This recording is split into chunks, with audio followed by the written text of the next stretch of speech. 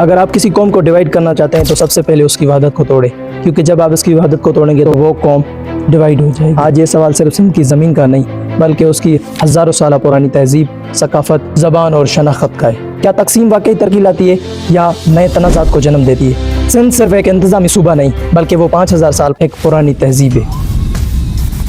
ये पक्की ईंटें हमारी महारत का मुंह बोलता सबूत हैं।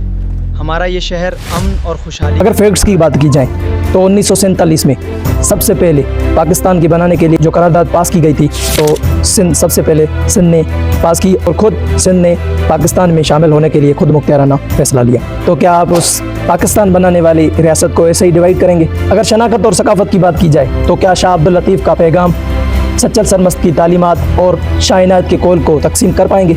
लोग आपकी बनाई हुई पॉलिसीज से वाकिफ़ हो चुके हैं। अब क्या आपको पता है जब ब्रिटिशर्स इस बड़े सगीर यानी सब कॉन्टिनेंट पर जब रूल करते थे तो एक तर्ज अमल पर रूल करते थे जिसे कहा जाता है डिवाइड एंड रूल। आज ये भी उन्हीं ब्रिटिशर्स की तर्ज अमल पर लोगों को डिवाइड करके उन पर पावर्स मुसल्लत करना चाहते हैं। आपसे मुल्क तो संभल नहीं पा रहा है तो आज आप उसकी तकसीम को लेकर परेशान हैं। हमारे सामने कई मिसालें मौजूद हैं, जैसे कि चीन जो कि तकरीबन दुनिया का आबादी के हिसाब से सबसे बड़ा मुल्क है, जो अपनी रियासतों को बगैर डिवाइड करके लोगों को तालीम, इंसाफ, सहूलत मुहैया कर रहे हैं। जापान एक मुत्तहिदा मुल्क है जो कि तकसीम के बगैर दुनिया की मजबूत मईशतों में से एक है। जर्मनी अपनी मुख्तलिफ रियासतों के साथ एक मुयस्सर कामयाबी के साथ आगे बढ़ रहा है। इवन बांग्लादेश जो आपसे 1971 में डिवाइड हुआ था वो भी बगैर डिवीजन के एक अच्छा मुल्क बनता जा रहा है जिसका सिक्का आपके सिक्के से दुगना हो चुका है। इन सब मिसालों से यही साबित होता है कि सरहदें खींचकर लोगों को डिवाइड करके कामयाबी नहीं लाई जा सकती बल्कि लोगों को तालीम, सेहत, रोज़गार और वसीलों के मुनसिफाना तकसीम के हिसाब से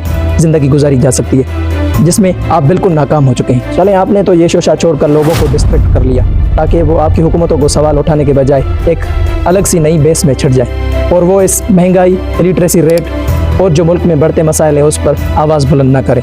मगर सिंध के लोगों का रिएक्शन आप देख चुके हैं या आप देखने वाले हैं। ज़रा सी कुछ मेरे पास क्लिप्स हैं, वो आप देखें। आज ये जो पीपल्स पार्टी और एमपीएम एक साजिश के जरिए सिंध के तकसीम का माहौल तैयार कर रही है। हालांकि मैं समझता हूँ ये खून की होली खेलना चाहते हैं। सूबा नहीं बनने देंगे, जबरदस्ती करोगे नहीं बनने देंगे, डंडे मारोगे नहीं बनने देंगे, गिरफ्तारियां करवाओगे नहीं बनने देंगे, 144 लगाओगे नहीं बनने देंगे। हमारे लिए सिंध इस नक्शे पर सिर्फ एक सूबा नहीं बल्कि वो कई हज़ारों साल पुरानी एक तहजीब, सकाफत, शनाख्त और हमारी शान है जिसे हम डिवाइड तो क्या कि हम उन लोगों से भी मुखालफत रखते हैं जो इस पर सिर्फ एक बहस कर रहे हैं। तो क्या आप इस सूबे को, इस शनाख्त को, इस तहजीब को डिवाइड कर पाएंगे?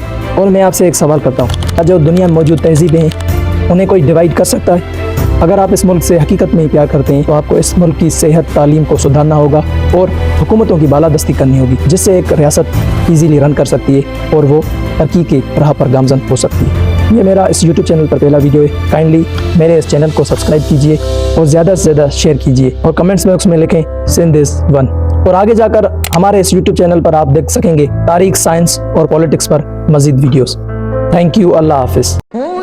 सिंधु वजा वारिस सिंधु के बचायो, उठो सिंधु वजा वारिस सिंधु के बचायो, बेड़िए जो भरल पूर बेपार पुजायो, बेड़िए जो भरल पूर